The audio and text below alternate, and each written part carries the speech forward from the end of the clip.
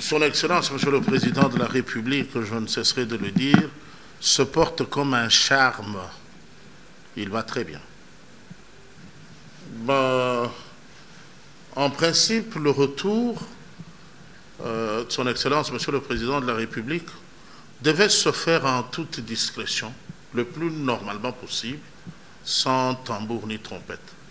Mais c'est plutôt au regard de toute la rumeur entretenue par les sorciers que ça a suscité d'inquiétude. Beaucoup de gens se demandent est-ce qu'il va bien, est-ce qu'on n'a pas déchiré son cœur, parce que les non-éduqués, les sorciers, ont dit qu'on a déchiré le cœur. Une première fois, ça n'a pas tenu. On a déchiré une deuxième fois. Une réunion est en train de se tenir pour l'intérim. Toute une pléiade de folie déversée dans l'opinion par les non-éduqués. Ça fait que les consciencieux se disent, mais attends, ils pensent quoi? Que Dieu n'existe pas? Alors nous devons montrer qu'il va très bien. C'est comme ça que nous sommes en train d'informer les consciencieux et tous les autres patriotes dignes de ce nom que demain, à 8 heures juste, tous nous nous retrouvons à l'aéroport de Ndjili pour voir de nos yeux comment Dieu confond les détracteurs de son Excellence, Monsieur le Président de la République. Garde silence et confie-toi en l'Éternel, et l'Éternel combattra pour toi. C'est comme ça que cet élan est suscité. Et nous nous conscientisons pour dire, convergeons tous vers l'aéroport de Ndjili et saluons le retour en bonne santé du président selon la volonté de Dieu. C'est l'affaire du peuple. Chacun partira de chez soi, il va à l'aéroport. Vous verrez que ça se... Bon, la question a de raison d'être posée parce que nous étions habitués à la corruption. On appelle les gens, on donne les tricots et le transport, on loue les bus. Vous avez raison de poser cette question. Mais vous avez tort parce que l'heure de la véritable démocratie a sonné. L'état de droit est en train de se consolider. Je parle aux consciencieux. On ne dit pas venez, venez, venez. Non, non, non. Si tu n'es pas consciencieux, reste terré chez toi.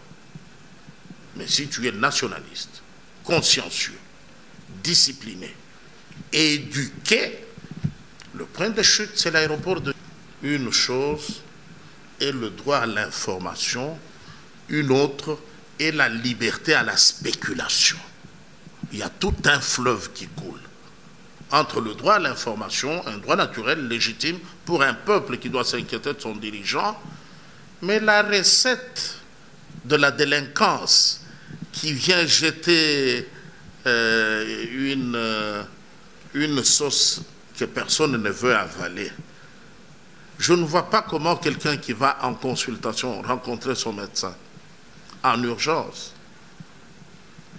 cela peut donner lieu à un individu de fabriquer une maladie, lui coller cette maladie et faire consommer à l'opinion qu'il dit vrai. J'ai échangé avec deux individus.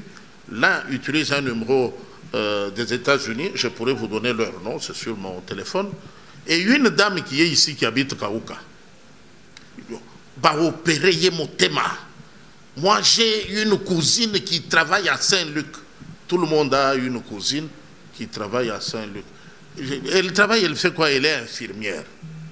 Je dis, madame, est-ce qu'il existe d'infirmières cardiologues?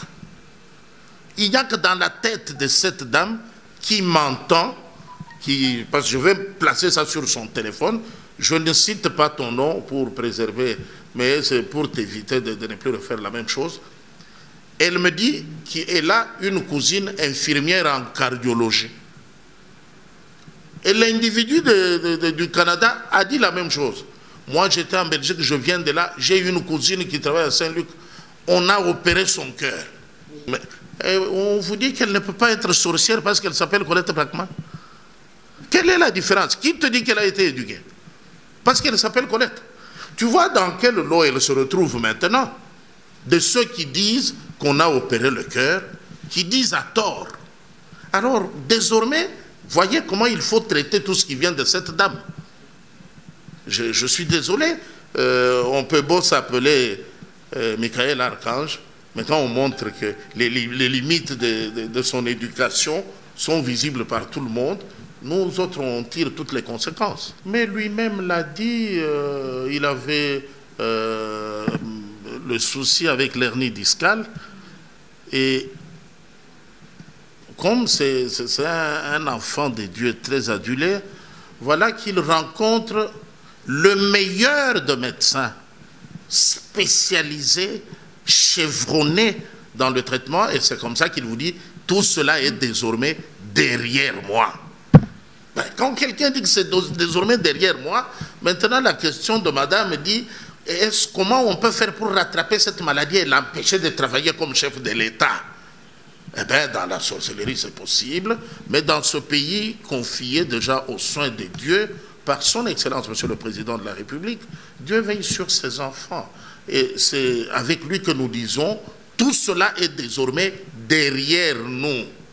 Donc, maintenant, dire, est-ce qu'on ne peut pas considérer que c'est encore devant, et avec toutes les charges qu'il a, Attendez, les charges du chef de l'État, ce sont les charges que Dieu lui a confiées, et de tout ce qui lui arrive, madame, je peux vous assurer que Dieu est au courant de tout, et c'est lui qui contrôle tout.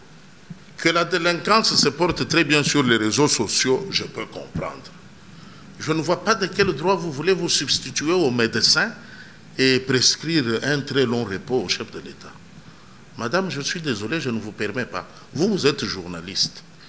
Maintenant, m'inviter à spéculer avec vous. Je refuse d'obéir à votre invitation. Est-ce que, comme c'est une maladie qui est très exigeante, qui demande beaucoup de repos, au regard de ses charges de chef d'État, il lui faut un long temps de repos, et comme ça, est-ce que vous ne voyez pas qu'il peut envisager? Madame, je ne viens pas dans la délinquance. Moi, je ne viens pas spéculer avec vous. L'information est que Son Excellence, Monsieur le Président de la République, a été soigné par les personnes les mieux indiquées, la main experte.